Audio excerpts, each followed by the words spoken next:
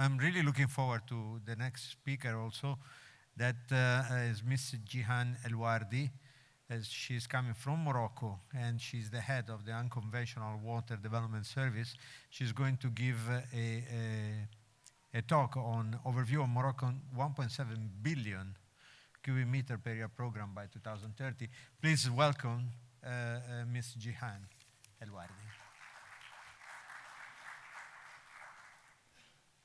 Stage is yours. Thank you very much.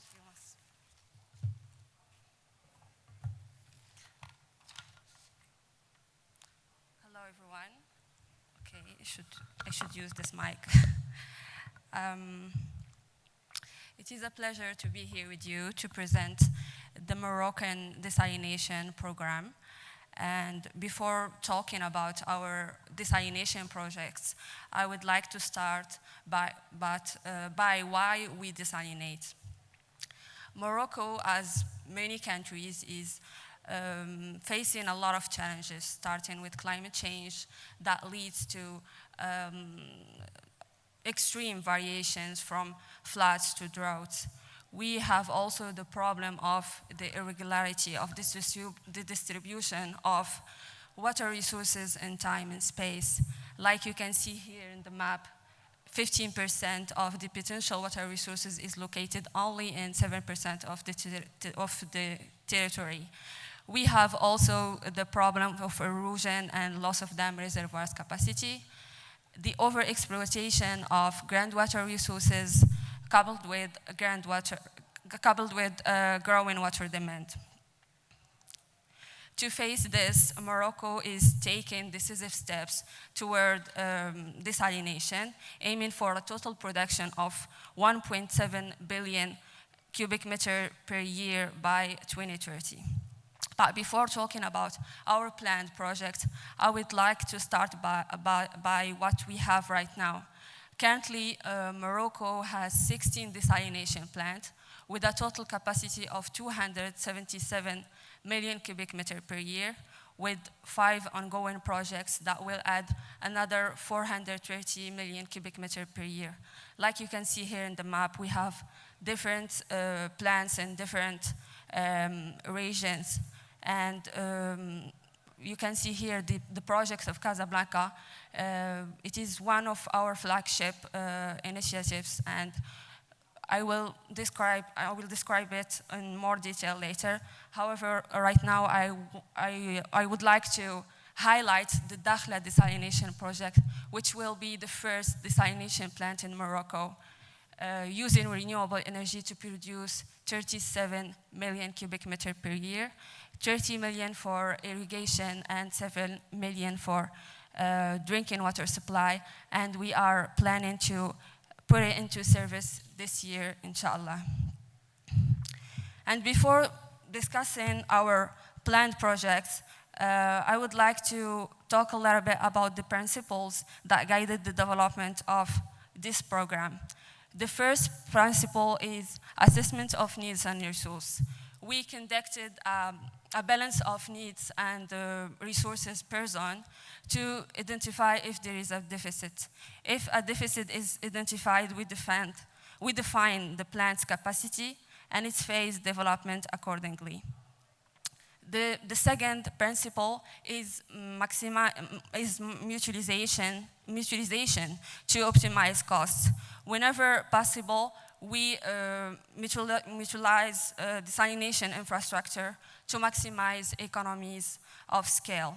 For example, and like you know, instead of doing 2 desalination plants of 150 million cubic meter per year for each, we build 1 desalination plant of 300 million cubic per year, which will obviously reduce costs.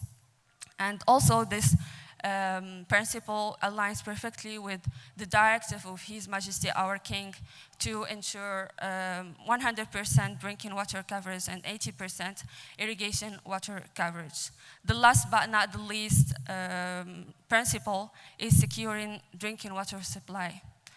And actually this is our goal. Our goal is to secure sustainable drinking water supply regardless of the future conditions or weather conditions. And to do so, we established this program that includes 13 desalination plants, 9 new plants, and 4 extensions of existing plants. Like you can see on the map, we are developing large-scale facilities.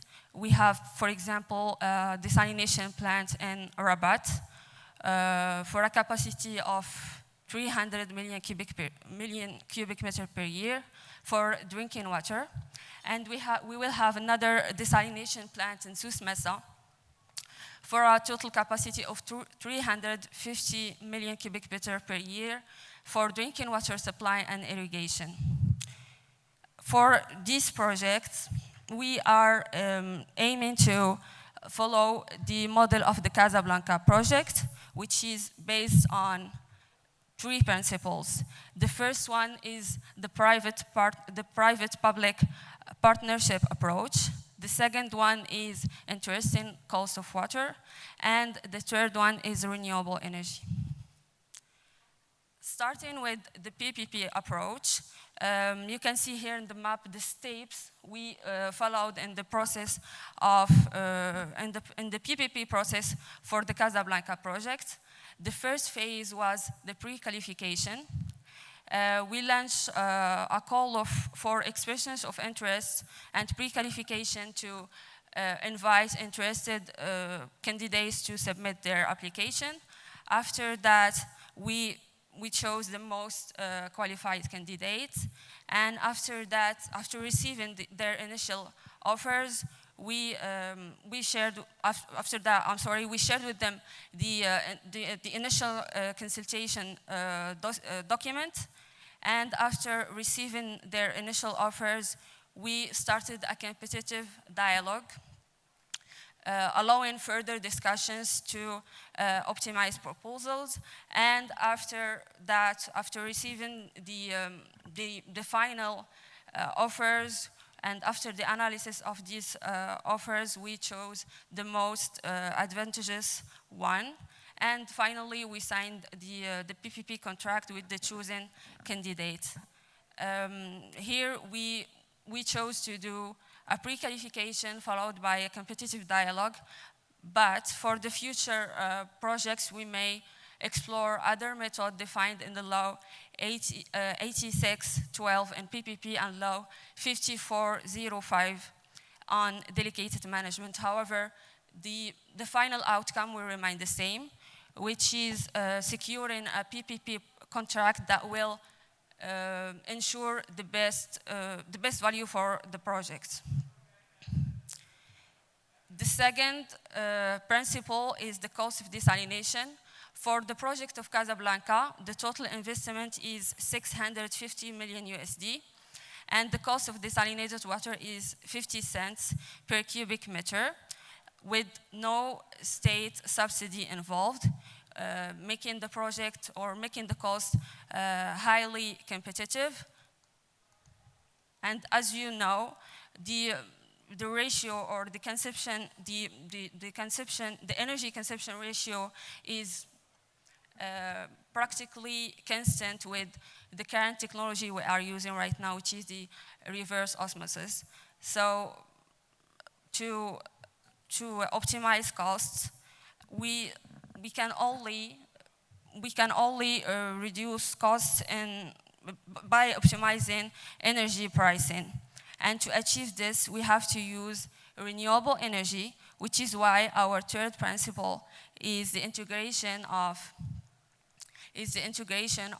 renewable energy into our desalination project. For the Casablanca project, will be fully powered by renewable energy, and the energy supply will come from a 360 megawatt wind farm under construction in Beranzaran, and the plant will consume around 45% of the wind farm production, ensuring a sustainable and green energy source.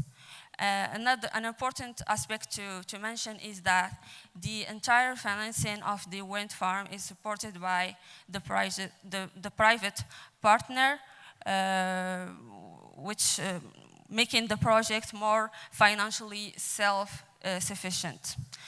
To conclude, for our future projects, we want to follow the same model, but the model I have just presented represents the minimum standard we aim for in our future projects, because our future projects are very important. It's a very important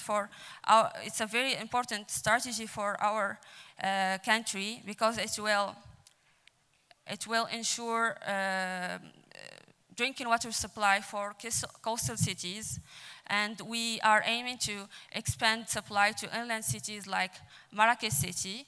And as I mentioned before, we want to achieve a total capacity of 1.7 billion cubic meters per year by 2030, and over 2 billion cubic meters per year by 2040. And thank you for your attention.